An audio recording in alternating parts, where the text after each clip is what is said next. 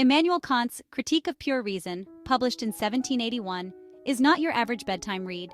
It's a dense, intricate work that has challenged and inspired thinkers for centuries. This philosophical heavyweight grapples with the limits and nature of human knowledge. Kant delves deep into the very essence of how we come to understand the world around us. Imagine trying to understand how your mind, like a computer, processes the world around you.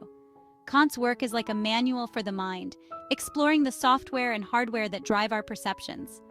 That's a simplified way to think about what Kant was doing. He wasn't just pondering for the sake of it, he was on a mission to uncover the hidden mechanisms of thought.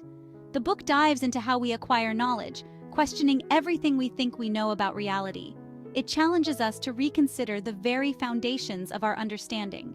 Kant, in his quest to define the boundaries of reason, argues that our understanding is shaped by inherent structures within our minds.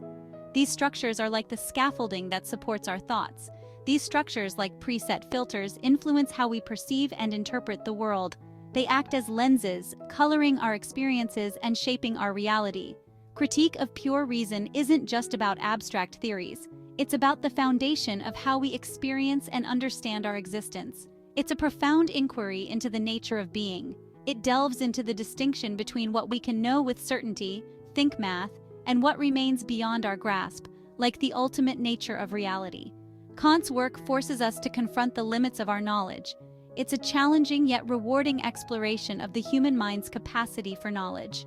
By engaging with Kant's ideas, we embark on a journey to better understand ourselves and the world we inhabit. Our Critique of Pure Reason wasn't written for the faint of heart. It demanded a deep engagement with its dense and intricate arguments. Kant addressed a scholarly audience, fellow philosophers grappling with complex questions about knowledge and experience. These were individuals who were already well-versed in the philosophical traditions that preceded him. Think of it as a high-level conversation among experts, building upon centuries of philosophical thought. Kant's work was a continuation and a challenge to the ideas of his predecessors. However, the book's impact resonated far beyond academic circles. It reached into the broader intellectual community and even influenced public discourse. Kant's ideas sparked intense debate, challenging traditional philosophical views and influencing generations of thinkers. His work questioned the very foundations of how we understand knowledge and reality.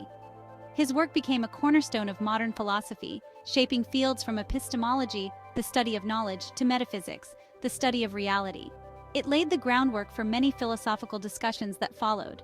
The book's exploration of reason and experience resonated with those seeking to understand the human condition. It provided a framework for thinking about how we perceive and interact with the world.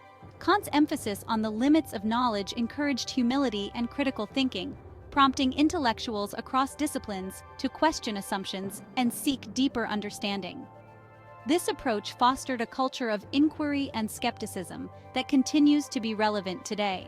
One of Kant's central arguments is the idea of transcendental idealism. This concept is foundational to his philosophy and has far-reaching implications for how we understand reality. Don't let the fancy term scare you.